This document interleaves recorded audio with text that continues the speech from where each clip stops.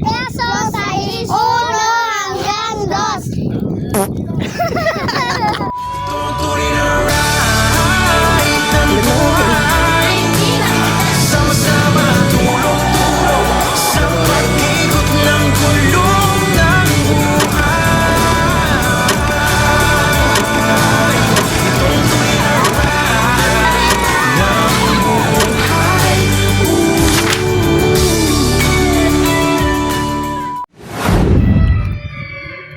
Narin panas. Ako na walang panas. Ayun, panas. Ay, panas! Alam nyo ba mga ear na ang salitang langgam sa Taita ay panas? At speaking of langgam o panas, yan ang ating pag-aaralan for today. Tara mga kapatid, mag-Bible verse challenge tayo sa ating mga KNC.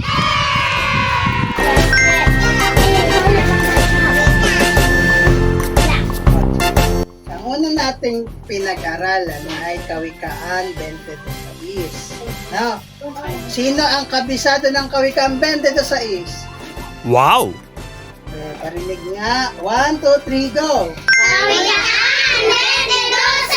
Turuan mo ang bata sa daan ng kanyang nagana. Tapat na madaman siya, hindi na naiwalaan. 3 peso, 6, Taas kamay. Kabisa na, kabisa. Ora, di pa konti pa. Ganun pa kanya-kanya pa. Yung kabisang-kabisa na. Peso. peso, 6, 1 hanggang 2. Mananang mamakitaina kayo sa iyong mga ulo at Panginoon at sa mga ito'y magmit. Igalang mo ang iyong ama at ina na kayo ng utos na may pangako. Taas ang kamay, kabisado. Yung hindi pa. Sino hindi pa? Sino kabisado na? Sino hindi pa? Sino hindi pa alam? Bago.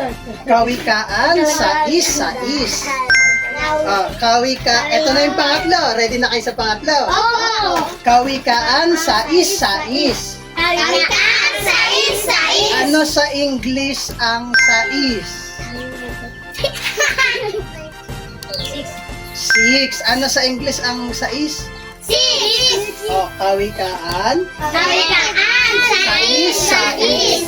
Pumaroon ka sa langgam. Pumamuhan ka sa langgam. Ikaw na tamad. Ikaw na tamad. Masdan mo Masdan mo ang kanyang mga lakad ang kanyang lakad. at magpakapantas ka. At makapantas ka. Pumaroon ka sa langgam. Pumaroon ka sa langgam. Ikaw na tamad. Ikaw na tamad. Masdan mo Masdan mo ang kanyang ang mga kanyang lakad mga lakad. at At magpakapantas ka. magpakapantas ka. Lagyan natin ng action.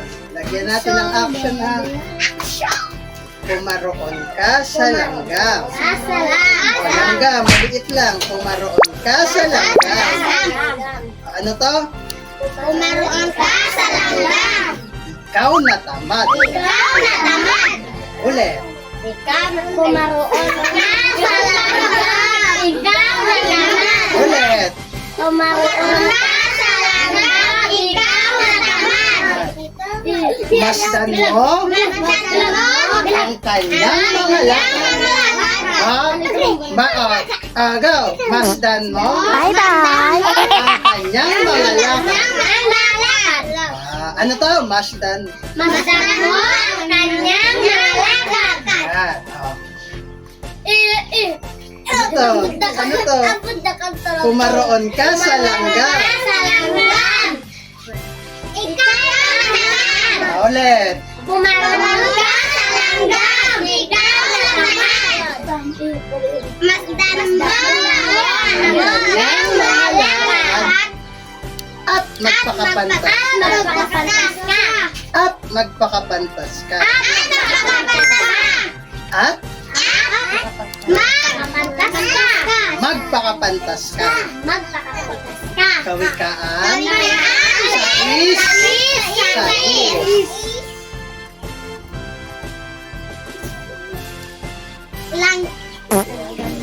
pumaroon. Pumaroon sa langgam. Ikaw naman. Masdan mo ang kanyang lakad. Masdan mo. Masdan mo ang kanyang lakad. At magpakapantas. At Magpakapantas ka.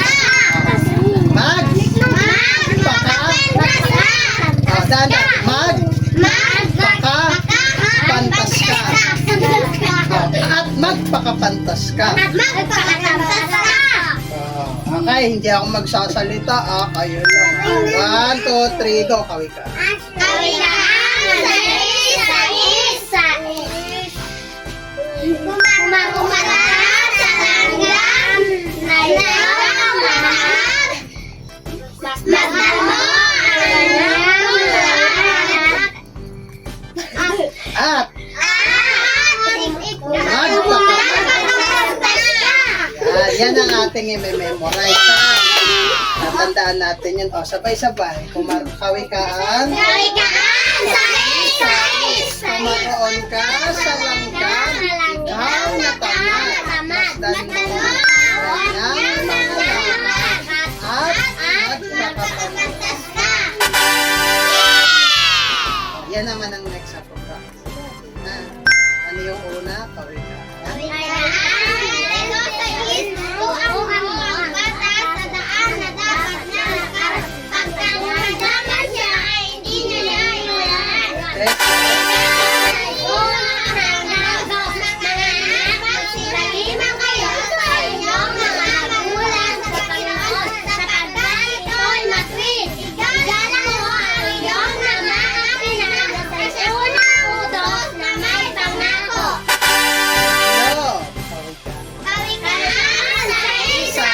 Kumaroon ka sa langgam, ikaw na tamad, masdan mo ang iyong mga lahat, at magpakapantas ka.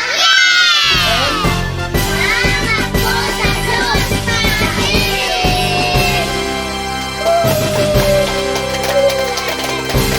Kawikaan. Kawikaan 22:6. Turuan mo ang bata sa daan ng dapat lalakaran at pagkatumandang sa hindi niya iwanan.